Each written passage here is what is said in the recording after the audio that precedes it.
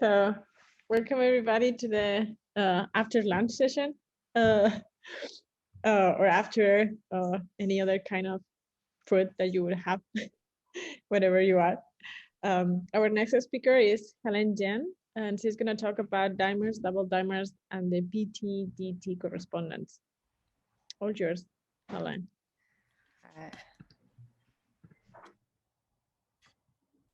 Great. Thank you so much to the organizers for the opportunity and for all the thought and care you've put into organizing this conference, because it's been a really great experience so far. Today I'll be talking about joint work with Gautam Webb and Ben Young, where we use the dimer and double dimer models to resolve a conjecture from Pandharipande-Thomas and Donaldson-Thomas theory. So I'm going to start today with an introduction to the dimer and double dimer models, and then I'll state the main result, which is that this generating function coming from Donaldson-Thomas theory agrees with the generating function coming from Pandharipande-Thomas theory up to a factor of McMahon's generating function for plane partitions. And then I'll spend the rest of the time talking about the proof. And that doesn't require us to do any new geometry. What it involves is interpreting the generating functions that come from these theories using the dimer and the double dimer models. Starting with the dimer model, throughout this talk, we're going to assume that all of our graphs are finite, bipartite, and planar. And we'll also assume that all of our graphs have a given planar embedding. And that divides the plane into faces, one of which is unbounded and called the outer face. So this is an example of the honeycomb graph, which we'll see a lot in this talk. So a dimer configuration, which is often also called a perfect matching of such a graph, is a collection of edges so that each vertex is covered by exactly one edge in that collection. So this is one possible dimer configuration of a grid graph. But in order to even have a dimer configuration, you need to have an equal number of black and white vertices. So we'll also always assume that the number of black vertices is equal to the number of white vertices. And then we'll let ZDG denote the sum over all possible dimer configurations or perfect matchings of the weight of the dimer configuration. And the weight of a configuration is just a product of the weights of the edges in that configuration. But if all of the edge weights are equal to 1, then this quantity is just equal to the number of dimer configurations. So especially if this isn't super familiar to you, just think of this quantity ZDG, which I'll often call the partition function, as just counting the number of dimer configurations. So in 2004, Kuo proved that the partition function, the number of dimer configurations, satisfies this really nice recurrence. So in Kuo's theorem, we have a planar graph with a given planar embedding, and we have 4 vertices, A, B, C, and D, that appear in cyclic order on a face. In this example, it's the outer face of the graph, so that A and C are the same color and B and D are the same color. And what he showed is that the partition function of G times the partition function of G with those 4 vertices deleted is equal to this sum, where the first term is the partition function of G with A and B deleted, and the second term is the partition of function of G with C and D deleted, and then we delete A and D and B and C. So all in all, the terms on the right-hand side come from deleting like 1 black vertex and 1 white vertex in all possible ways. So Kuo gave a really nice bijective proof of this fact by superimposing dimer configurations, but his theorem can also be proven non-bijectively using Dodgson condensation, which is a matrix determinant identity. And this is essentially done in the work of Zeilberger, although not quite using the same language. And in the last couple decades, there have also been a number of other non-bijective proofs of his theorem. So just to highlight a few, there's a number of authors have noted that it follows from certain Pfaffian identities. So an example of that is given in a paper of Fulmeck. And then there's also a really concise paper by David Spire, which shows that his theorem follows from a Plücker relation. So that is our sort of quick introduction to the dimer model. And now we'll move on to the double dimer model. So in order to define a double dimer configuration on a graph, we first need to specify an even number of special vertices called nodes on the outer face of the graph. So in this example on the slide, which is a double dimer configuration of a grid graph, the nodes are the vertices that are labeled 1 through 8. And then once we have a graph and a specified set of nodes, a double dimer configuration is basically a subgraph of degree 2 at the vertices that aren't nodes and degree 1 at the nodes. And I say basically a subgraph because we also allow it to have doubled edges. But another way to think of it is it's a configuration of disjoint loops, which are just cycles of a length greater than 2, doubled edges, and paths which connect the nodes in pairs. So a double dimer configuration is named because it can always be decomposed into 2 dimer configurations, one on a graph with some subset of the nodes and one on the graph with the remaining nodes. So in this example, this double dimer configuration is a dimer configuration on a graph with all of the nodes and a dimer configuration on a graph with none of the nodes, but that isn't always necessarily the case. So that's what a double dimer configuration is. Each double dimer configuration is associated with a planar pairing of the nodes. So just to give an example, here are 3 different double dimer configurations of a grid graph, and each of them has a different node pairing. And we'll let ZDD sigma be the weighted sum of all double dimer configurations with a particular planar pairing sigma. And just like for the dimer case, feel free to just think of this quantity as the number of double dimer configurations with a particular planar pairing. So for example, if we had the quantity ZDD and sigma, where sigma was 1, 2, 3, 4, 5, 6, this would be one of the double dimer configurations that's contributing to what we're counting with this quantity. And so yeah. There is a question in the chat for the third one or the second one. Why do you have 3, 2 instead of 2, 3? Oh, I guess it doesn't really matter, but it's just like a convention in the work of Kenyon and Wilson to write the pairings in this way, because every planar pairing is also an odd even pairing. So the way that they write the pairings, they always write the odd numbers in ascending order on the top. Thank you. Okay.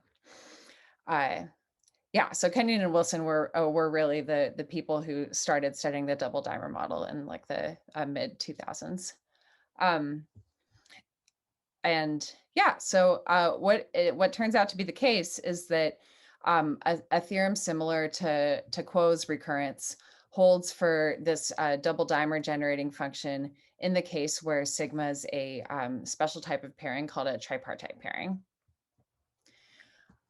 So if we have a pairing of the nodes, we say that it's tripartite if the nodes can be divided into at most 3 sets of circularly consecutive nodes so that no node is paired with a node in the same set. So this is an example of a tripartite pairing. It has this property because we have our nodes in 3 sets, and we have sort of this rainbow pattern of paths.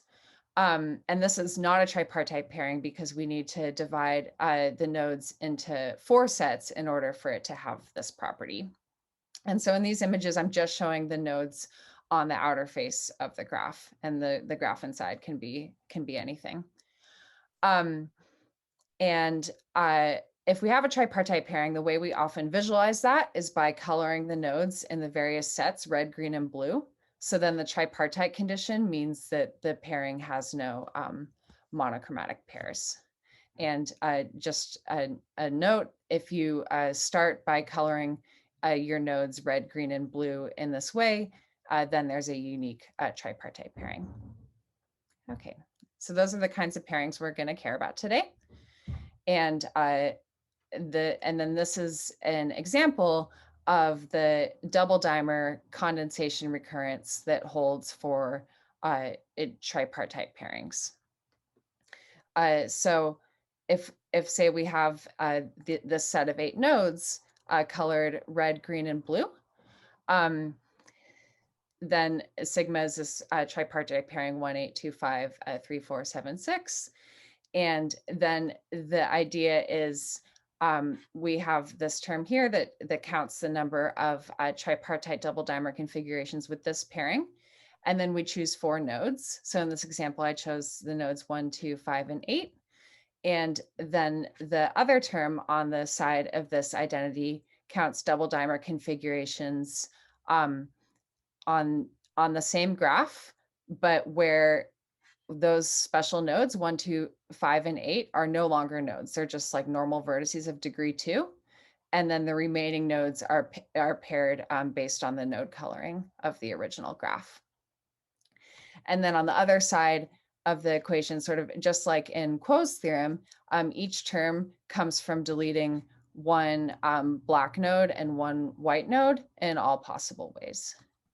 And the pairing that you're left with is always determined by the node coloring.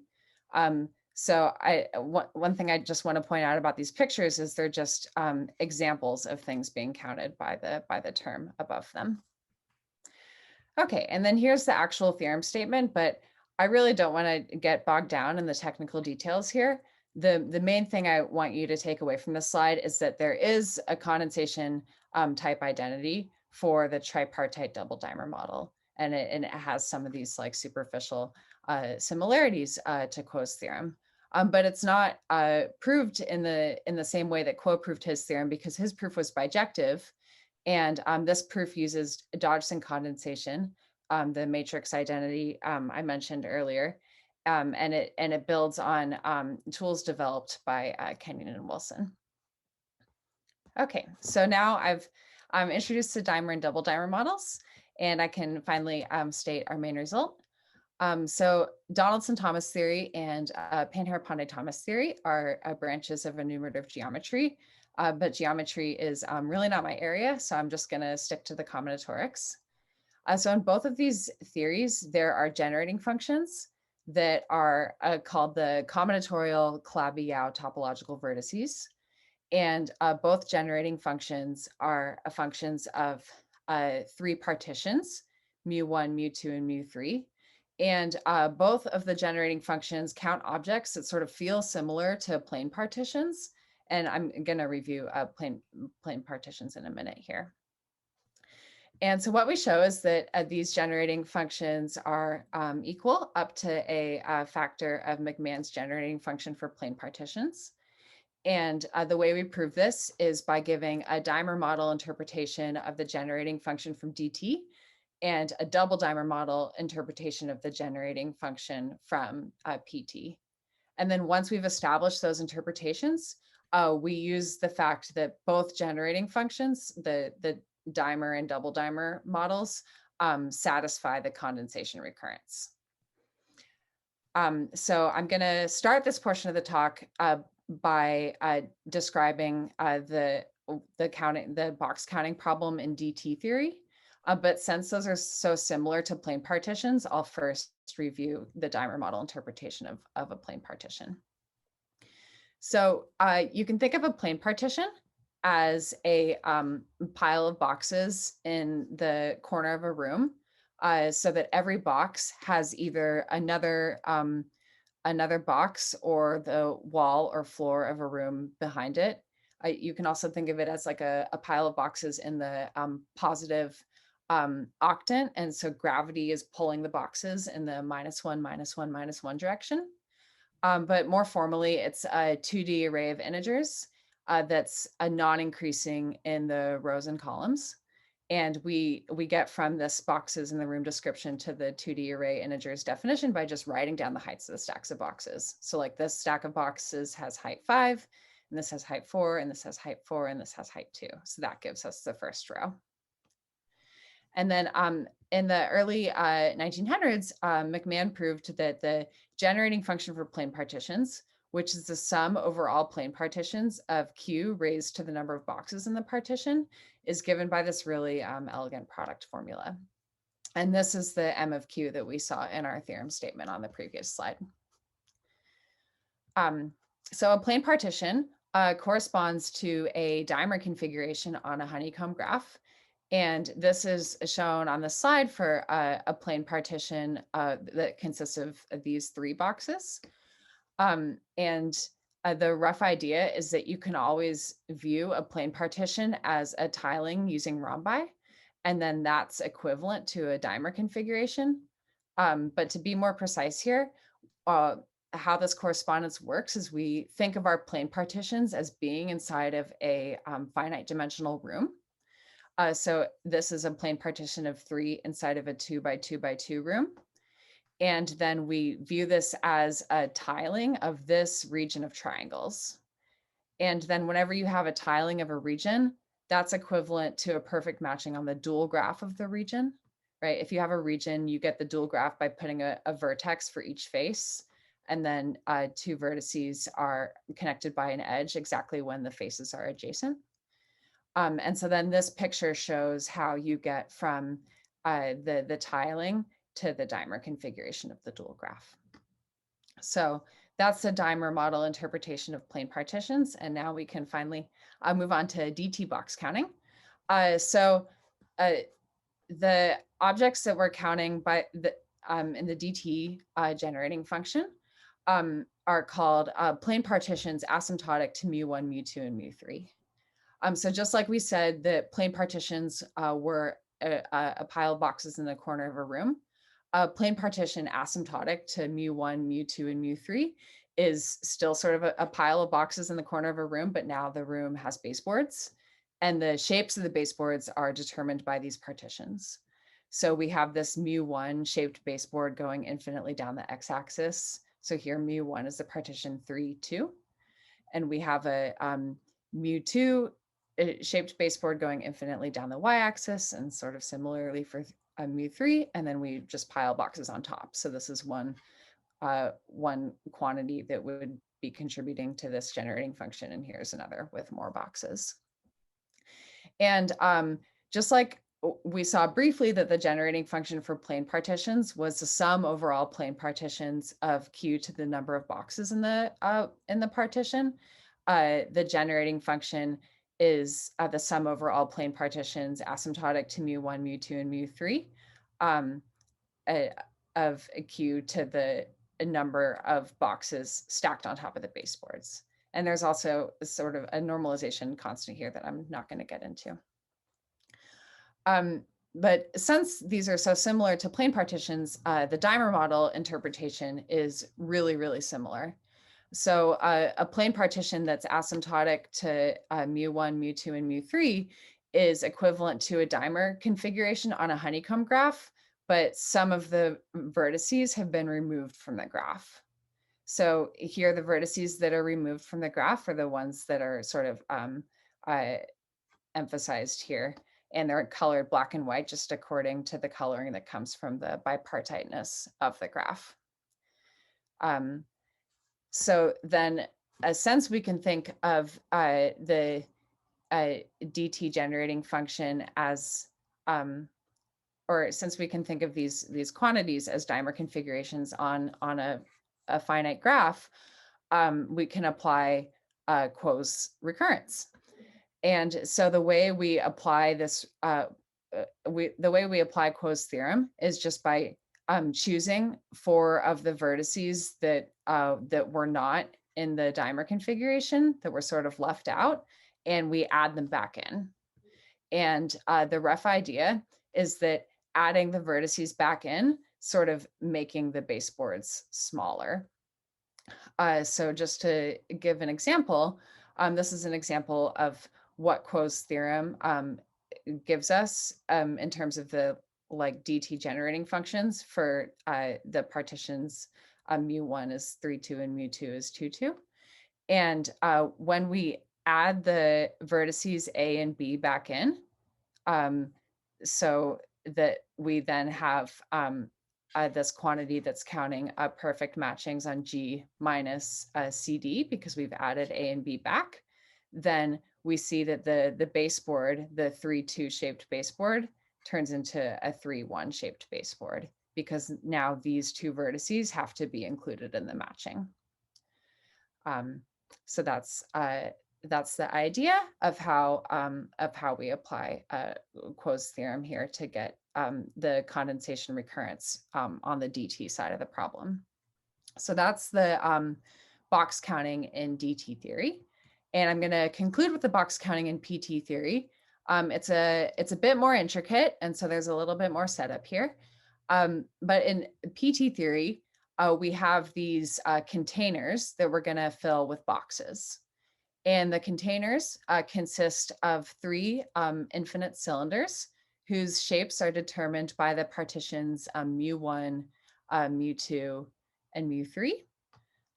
And the cylinders extend infinitely along the X, Y, and Z axis in the negative direction, but they aren't extending infinitely in the positive direction. In the center, they intersect each other, and so that's what's indicated by the coloring. The gray is where all 3 cylinders are intersecting, and the orange is where just the yellow and the red cylinders are intersecting. And then we divide our containers into 3 regions where that's based on, that division is based on how many cylinders it's in. So the portion of the container where the cylinders don't intersect each other at all, so that's like the blue portion and the yellow portion and the red portion, that forms this region 1 minus. And then region 3 is the gray cell. It's the cells where all 3 cylinders are intersecting each other. And region 2 is where just 2 of the 3 cylinders are intersecting each other. So the takeaway from this slide is that these are the containers that we're going to fill with boxes. We haven't talked about how we're going to actually put boxes into them yet.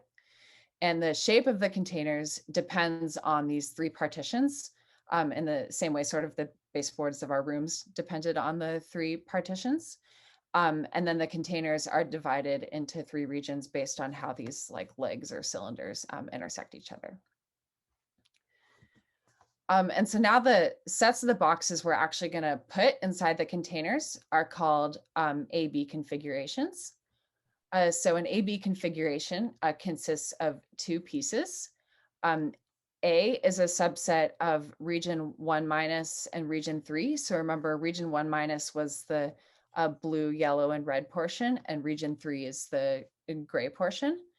And B is a subset of regions 2 and 3. And then we say AB is an AB configuration if each of A and B individually satisfy sort of the usual condition for plane partitions, only now gravity is pulling in the opposite direction. So the boxes want to like fly out of the legs and up into the sky. So that's why this black box is here in the corner, because that's the direction that gravity is pulling it.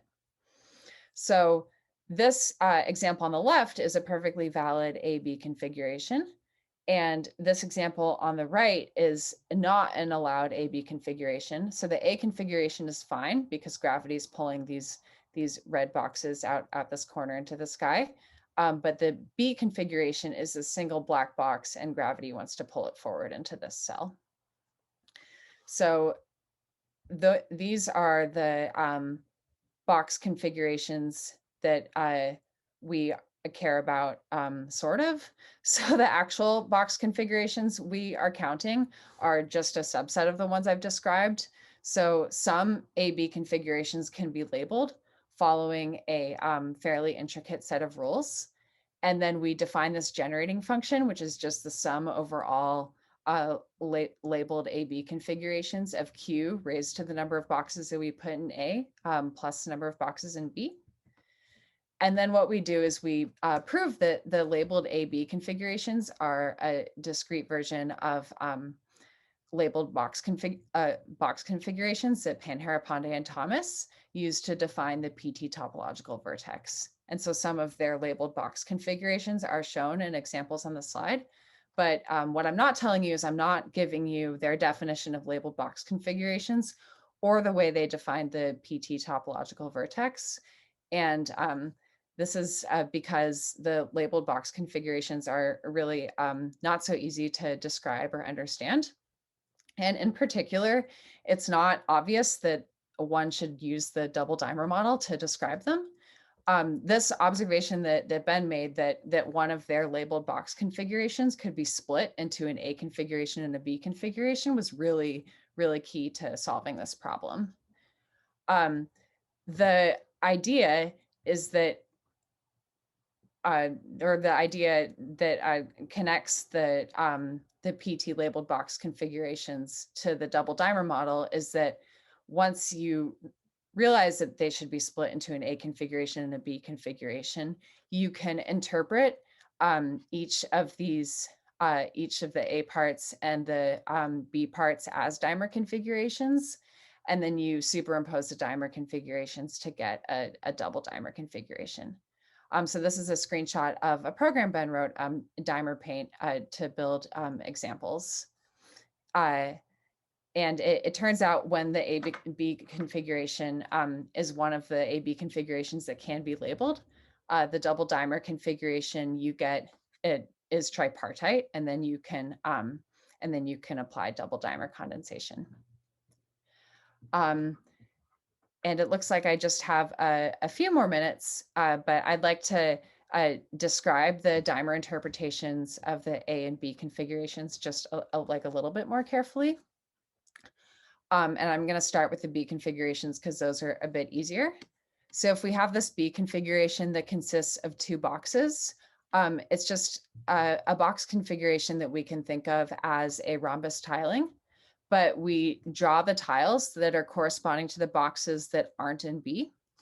And then we extend this to be a tiling of the plane. And then once we have that, we have a dimer configuration on the infinite honeycomb graph. And we do the same thing for the A configuration. In this example, the A configuration is just empty. So when we draw the tiles corresponding to the boxes that aren't in A, we draw the entire container. And again, we sort of extend it, and I know I'm being a little vague here, to be a dimer configuration on the infinite honeycomb graph. And then we superimpose those two dimer configurations to get a double dimer configuration. And the thing that I'd like you to notice here is that there are these like nested arcs in this image of the double dimer configuration. And so what that indicates when you see those nested arcs is that when you truncate to a finite honeycomb graph, you'll have a tripartite double dimer configuration. So then we can apply double dimer condensation. And so now just to quickly summarize, we proved that the DT and PT generating functions agree up to a factor of McMahon's generating function for plane partitions by showing that the DT generating function counts dimer configurations. The PT function counts tripartite double dimer configurations. So then both are unique solutions of the condensation recurrence up to a constant. And then just to make a few more concluding remarks, this path from labeled box configurations to the tripartite double dimer model was a lot longer than the path on the DT side. the proofs are really intricate and required a lot of work. And I just wanted to give credit to Gautam for the careful work he did here. It was really impressive. And this is what, this is going to be his PhD dissertation. But anyways, that path is really long. And so one question that remains is to gain sort of a clear understanding of why the tripartite double dimer model is arising in PT theory. And then another question we have is, where else does the tripartite double dimer model come up in enumerative geometry? So Ben knows of one other example, but we'd really be eager to hear about more. And with that, I'd just like to thank you so much for your attention. Let's thank Helen for her talk.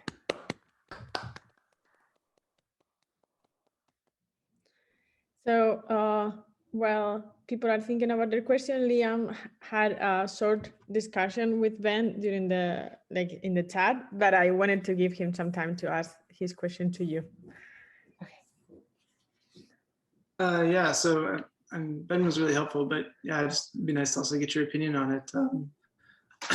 First of all, I was, the first thing that I asked was about like statistical mechanics interpretations of the double dimer model. Do you know how this model is being used in practice, or is it being used, or is it mainly just a combinatorial extension of the dimer model from your perspective?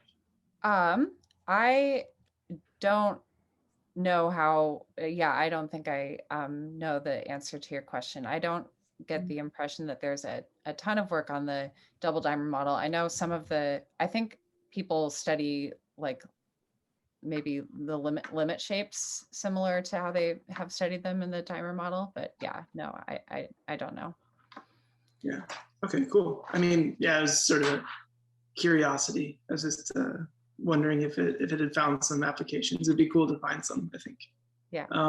And the other thing that we chatted a bit about was like, I guess in the case that your graph is finite, is much known about the real zeros of these partition functions.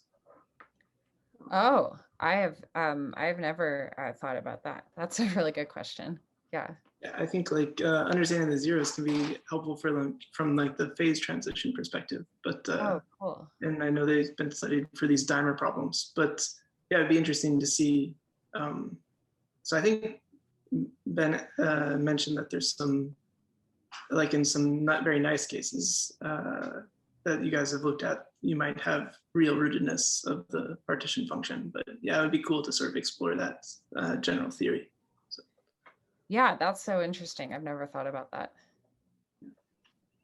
So, but thanks for a very nice talk. Oh yeah, well, thanks for your questions. Are there any other questions? Jane put a paper on the from the archive on the chat in case you want to take it out, Helen. Great, thank you.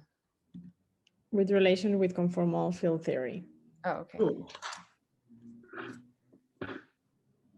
Okay, so if there are no more questions, let's thank Helen again.